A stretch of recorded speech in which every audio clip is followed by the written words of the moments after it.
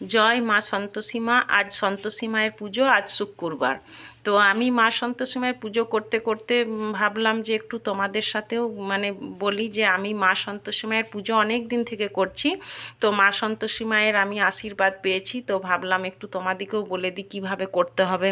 তো মা সন্তোষী মায়ের পুজো যখন তোমরা প্রথম শুরু করবে, তখন তোমরা নুনটা একদম খাবে না। নুনটা না খেয়ে 16টা শুক্রবার করবে, তোমাদের যে কোনো মনস্কামনা পূর্ণ হবে, একদম অতি অবশ্যই হবে। আমার হয়েছে, তাই তোমাদিকেও বলছি যদি তোমাদের কোনো সমস্যা থাকে, তোমরা টক তো খাবেই না, টক তো খাওয়া চলবে না, এটা তো সবাই জানো। কিন্তু নুন না খেয়ে যদি করো, অতি অবশ্যই 16টা শুক্রবার হতে হতে তোমরা ভালো খবর পাবে। মানে যেটা তোমরা মনের মনস্কামনা নিয়ে করবে, সেই মনস্কামনাটা তোমাদের পূর্ণ হবে।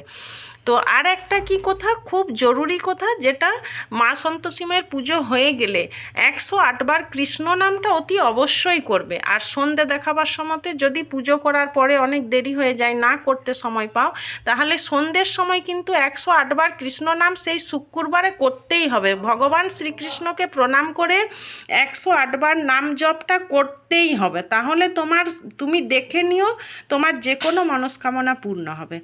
জয় মা সন্তোষী মা।